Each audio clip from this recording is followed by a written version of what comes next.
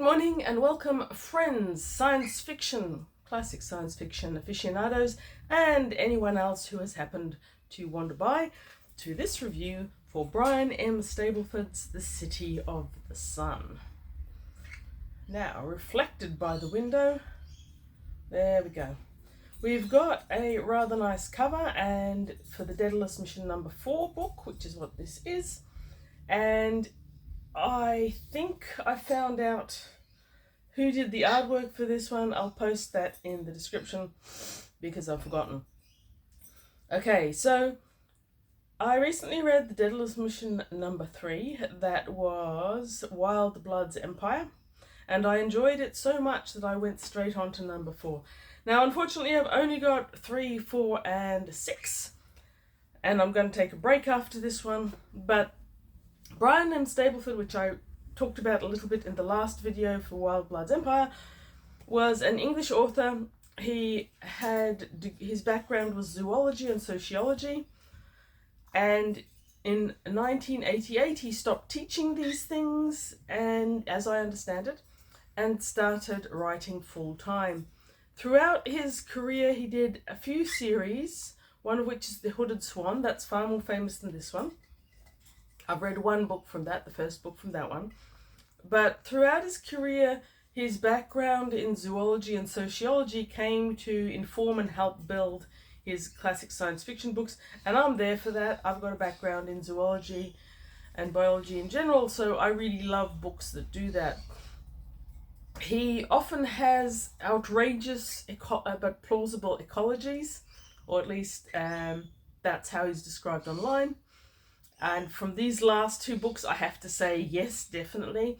He also has future scenarios where mankind has expanded to the stars, as you see in the Hooded Swan series, and various different planets. He loves building planets by the feel of it and talking about their ecology. He also has a fascination with various elements of ecology, like reproductive strategies, which we saw in Wildeblood's Empire, parasitism and mutualism, which is very much a central feature of The City of the Sun and of the Hooded Swan series as well. So all of that is pretty good. I enjoyed the third one so much that I went straight onto this one, and I have to say I enjoyed the first one I read, Wildeblood's Empire, the third one, the series, more than I enjoyed this one. Starting this book made me glad that I'd actually started with Wildeblood's Empire and not with this one. In that previous number 3 book, we start on the face of the planet in the middle of an adventure, which is good. In this one, we start on the ship, where our main protagonist, Alex, who is the ecologist on board, and the rest of the crew, most of whom fail to leave an impression, are all waiting to see what this next colony is going to be like. So it's 1 colony per book, as far as I can gather. And in this one, the ship, which is actually called Daedalus, I do believe, is circling the planet, which has been named Arcadia, looking for signs that the colonists are there and alive and doing well. It's an anxious time on board ship because there's no evidence of radio waves anywhere on the planet. Their multiple attempts to hail the colonists have not gone well. I don't think they've located the site of the landings, and so there's that tension and what should be character building time. But I have to say that in these 2 books, character building isn't Stableford's best talent, which is maybe why I can't find these books reviewed very much online at all. His talent is in world building and ecology building, but characters less so. Anyway, they eventually get an image of the city, which is being built with multiple walls, conforming sort of to the myth, some utopian myth, which I wasn't familiar with, but sounds erudite and interesting, I've got to say. They come down to land, and they established contact with the descendants of the colonists. But before we encounter them, we encounter the ecology, at which point I was once again invested and excited and interesting. I was totally there for the ecology. In this book, Stableford is exploring the question of what might happen in an ecology if colonial invertebrates had actually successfully invaded the land and become a dominant life form. Now, he calls them colonial algae, but that might be because this was written in the 70s. He's clearly talking about colonial invertebrates. And in our ecology on Earth, we've got a lot of them. We've got colonial hydrozoans, which people know as blue bottles and think they're jellyfish, which sting you. You've got corals, which are very famous colonial invertebrates. You've got crystalline coralline algae. You've got so much colonial. It's almost all of it marine. Here, he's extrapolating what would happen if it came onto the land and became successful on land. Which leads us to the main sociological narrative of this book. Come on then. No? No. Squeak? No. We also have some colonial forms that are parasitic, or so we gather. We find that the colonists themselves have been colonized by these black threads, which are visible under the skin, and some people, they're so extensive that they're all over them. And they also find that the individual colonists seem strangely unhuman. They clearly are human, but they're too ordered, too lacking in emotions or individuality. There's a whole lot of feeling that this is a sort of hive mentality that's been created. And initially, I think Stableford is trying to build the idea that maybe this utopia has got a malign significance that has been built into it, and it's being maintained in a bad way. To us, the readers, I don't think that there's ever any doubt, but that after all that talk of colonial algae, that the black threads are a colonial entity. Which brings us into the wonderful discussion of parasitism versus mutualism. Parasitism is where a creature parasitizes the other. It has always got a negative effect on the host. And mutualism is where one species parasitizes the other, but there's benefits to both sides. I feel like I would have loved The City of the Sun a lot more if Stableford had spent more time talking about parasitism versus mutualism. He doesn't even use the word mutualism, though he's clearly aiming for that at some points. For me, more ecology and less sociology would have worked better in this one. Anyway, we do get these coy descriptions of a hive colony. The inhabitants of the spaceship wearing contamination suits go and visit the city. They find out that they can't actually get a lot of information from the individuals. They keep being referred to the ego and the self who run the colony. And they're also strangely unable to find variation in what people know or what people say. If you question a whole heap of people in a city on Earth, even if they've all been told not to talk about something, bits will slip out. Here, nothing. You don't get anything like that. And everyone, even small children, seem to know an awful lot of information that they can't really identify how they would have learnt that or how they would be able to read these things. So we start to get the comparisons of a hive-style colony, where common in insects, where you basically don't have you've got individual units, but they're all subservient to the mind of the colony. That was a big thing in the 70s. I don't think it's being addressed quite as much anymore in that sense. Okay, so those are the things I really loved about it, the ecology. However, it's fairly light in the ecological detail, really. And that's basically setting the scene for what is a sociological space opera, classic science fiction type adventure. Part of the series. Now, I love that Alex, our protagonist and narrator, is an ecologist. That gives him a chance to make the wonderful statement that any zoologist or student has heard, and all my lecturers at uni loved, about how if you removed all the inorganic matter from the face of the earth and all the organic matter that wasn't nematodes, you would still be able to see the shape and outline of the earth, most of its inhabitants, because nematode worms are so prolific throughout earth. invertebrate zoologists and ecologists love that one, no one else does. But Stableford was enough of a zoologist to enjoy inserting that into the description. So I was there for a lot of the book.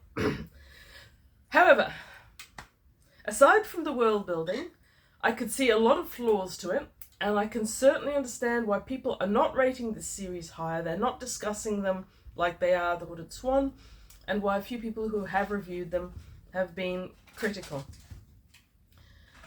Aside from the ecology and the world building, which is fantastic, a lot of stuff is pretty basic.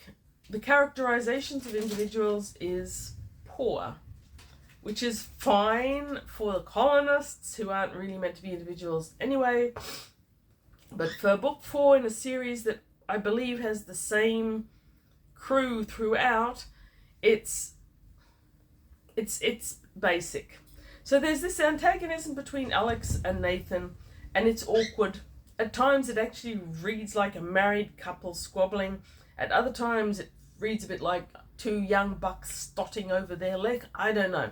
But it's awkward. It never feels particularly believable. It doesn't really bring Alex forward as a believable or likable individual, and it certainly doesn't for Nathan either. Now, the fact that all the crew are cold and antagonistic towards each other without explanation or background or any in-depth mention of the fact that they've been together for quite a few years now in this cramped area, it feels superficial and it feels frustrating. I don't know if Stableford tried to set up these characters in an earlier book and is expecting by number 4 that you can just automatically relate to all these characters. I feel not. I feel like that didn't happen. And here, I can't even remember the names of some of the characters, and it's not a huge crew. I think it's only 6 or 7. Yeah, anyway. So, one of the antagonisms between Alex and Nathan is meant to be that Nathan keeps assuming that he's in command and behaving like he's in charge. And even in the previous book, Alex was a bit grumbly about that. But it seems like he's indicating that Nathan is not in charge. So, who is in charge? Alex is constantly resenting him and constantly stepping up. Nathan is constantly doing things behind Alex's back. The 4 or 5 other crew don't seem to care at all one way or another. It's just a hot mess. And I can't help wondering if this book is postulating that the UN sent a ship into space with no leader. Now, I don't have a lot of respect for the UN, but that is a whole level of scrambled egg of a mission. You can't send 3 people out into the wilderness with no leader, let alone a whole crew into space. And that brings me to the UN. Now, when the UN was first established, as I've heard from my elders, there was a lot of hope that this was the new future of mankind. All the different nations in cooperation heading toward a better day. Drums and trumpets in the background. Of course, it hasn't eventuated that way.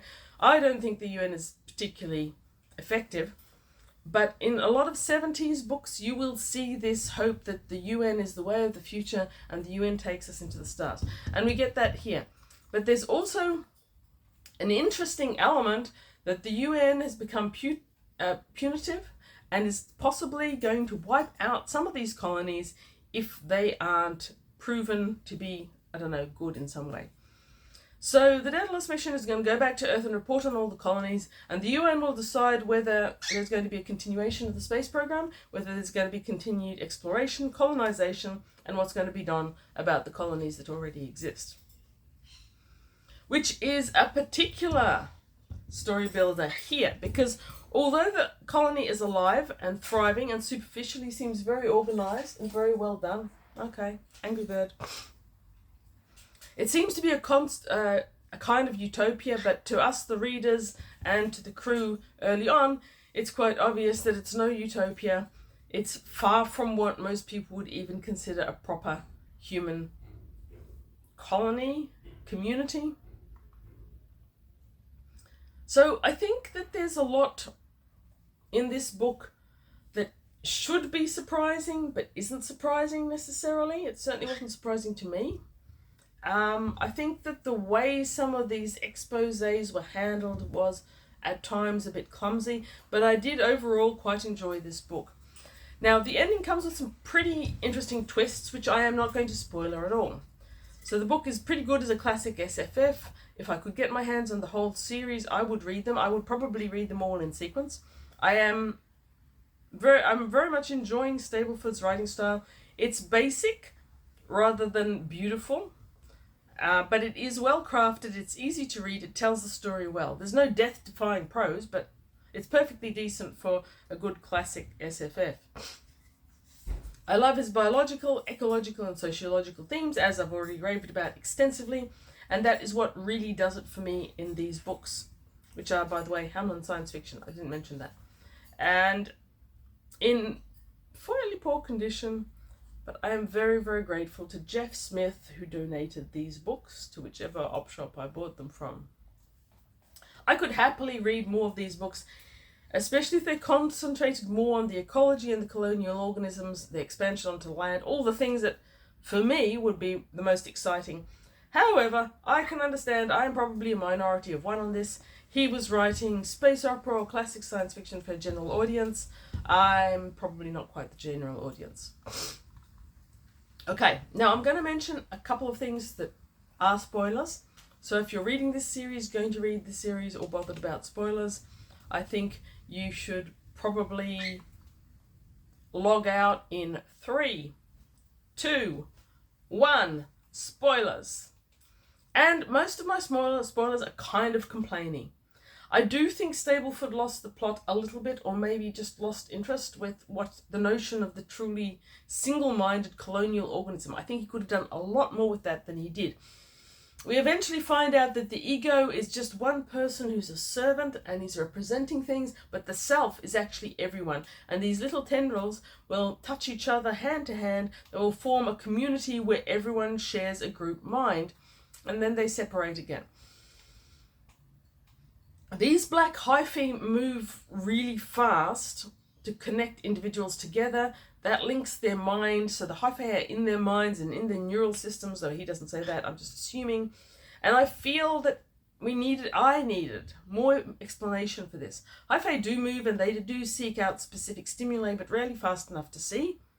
And I really wanted to know how they were doing that. If you've got an invertebrate parasite, mutualistic, whatever, that has no mind of its own and is only learning from human minds, I needed more. It's a great concept, but I needed more.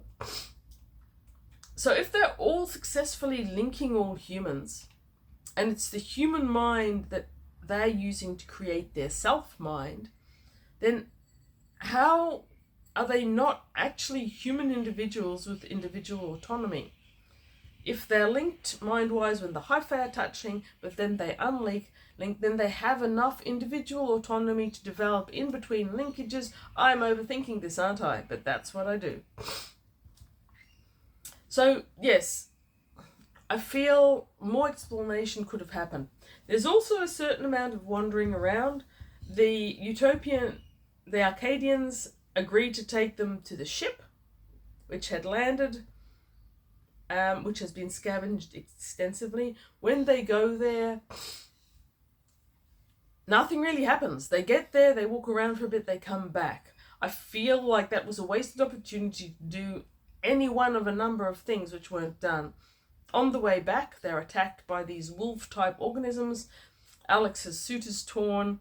The animal that he was riding, a sort of oxen creature, has broken legs. And this is where Alex finally learns the true nature of the self as created by these colonizers of humans. And it's this big exposition moment, but I don't think any reader is going to be truly surprised by what they're seeing. And so it's set up as a huge exposition, but it falls down in that it's really not surprising per se and as such. And after that we have this other bit where nothing much happens. I enjoyed the lab work where we're talking about laboratory processes, biological determination, growing these hyphae on cell cultures, but I don't think that most people who haven't worked in a laboratory would love that so much. It's also a wasted opportunity to develop characters, which is missing. There's a lack of character development throughout that is a bit sad, leading as it is to Alex's main protagonist, Nathan, bad guy friend who's doing things behind his back, Karen, who's only identifying features that she's a right bitch, and some other girl who's got some sort of telepathy, empathy, and who's a nice girl. That's it. That's it for characterization. If you're going to spend a whole section inside the ship working in the laboratory, you could have done something with that. That was a bit of a fail. It could have been better. Now, right at the end, the ending has a lot of good character qualities to it. I like the central concept of the self deciding that it has to create an agreement with the crew and the UN for its continued existence. I don't necessarily agree with any of the conclusions that came from that, but it was well done for what it was. But at the end, Nathan threatening Alex and Karen with a gun seemed incredibly shonky to me. And the way they got at it is by Alex standing there declaiming and monologuing these long philosophical lectures about the way the world is. And I could have done without that. I did not love that. It did not make... It's not that it didn't make sense. Everything that he said did make sense. But it wasn't something that we couldn't figure out for ourselves, or that wouldn't have been better conveyed to us through his interactions with people in the city while he and Karen were captive there. Anyhow, overall, rating out of 5, I would still give this one a 3.5.